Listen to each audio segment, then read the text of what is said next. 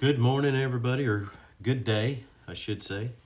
Whatever time it is you're watching or listening to this, we're going through our study on the book of Proverbs.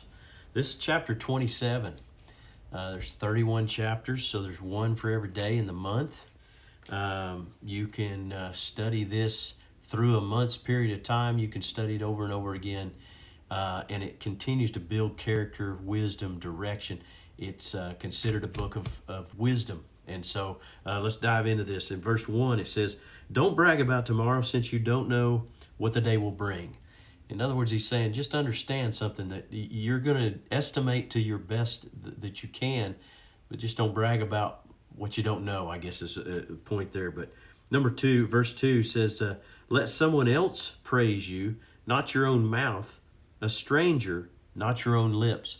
So he's just little common sense. That's what's so valuable in this. He says, hey, don't let pride slip in. Don't talk about yourself. It turns others off. Let others talk about you.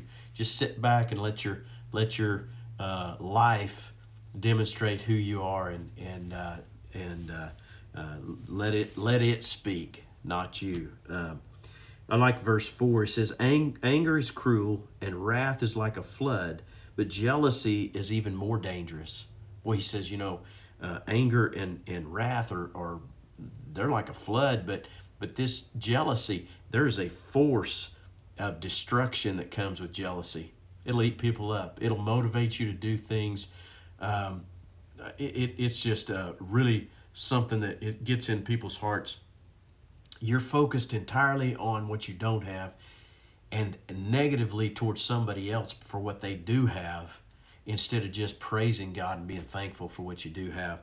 Man, I tell you what, seeing what somebody else has and desiring it is one thing, but when it begins to rot inside you or cause just a bitterness and anger and a frustration and all the things that come with jealousy, boy, it's a horrible thing. So don't be jealous of others. Be thankful for what you have and let God develop that. So that's some good common sense.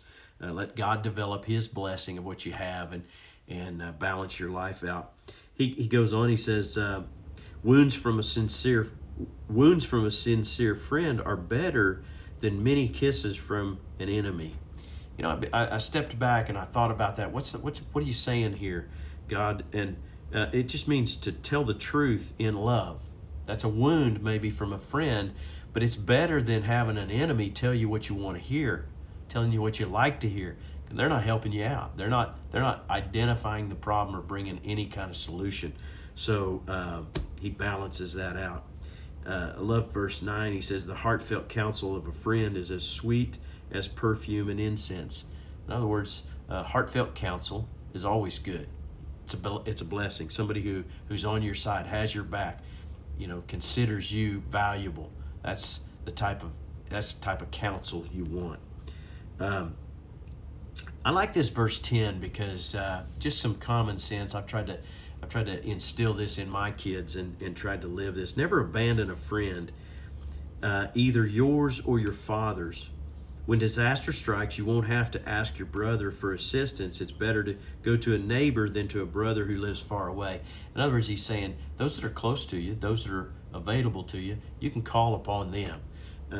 It's not saying reject your family. It's just simply saying you can have those that are around you. But I want to back up to the first part of that verse. Never abandon a friend. And I say it like this, and you've probably heard this statement: don't burn bridges. Be careful burning bridges. If you can maintain that, I've always told my kids this, when you're working for an employer, even if you're leaving that job, even if it wasn't something you love doing, leave on good terms as best you can.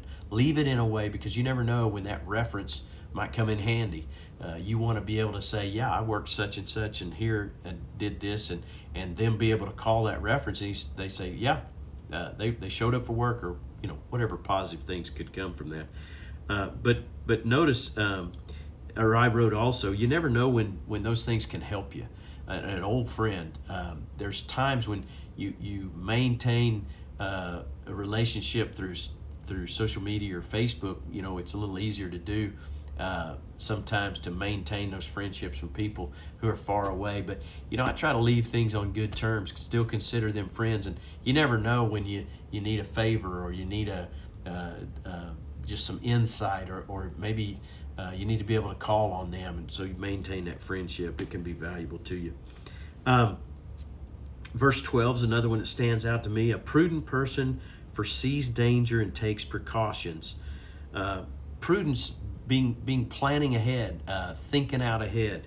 They foresee danger, and they take necessary precautions. So you adjust for that. That's just the better part of wisdom.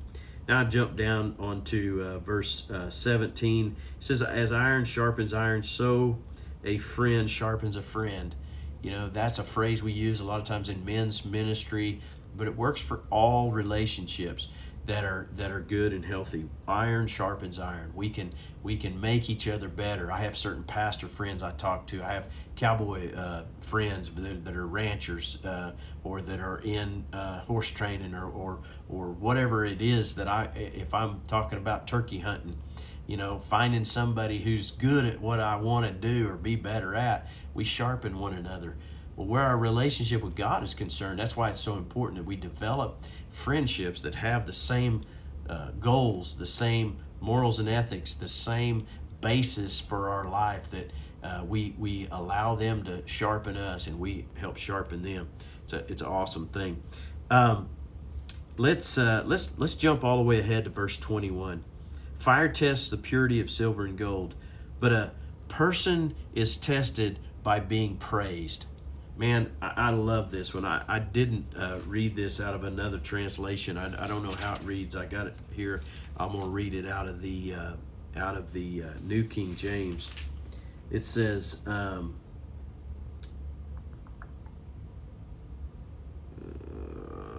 see, I'm in the wrong chapter. That's why that didn't fit.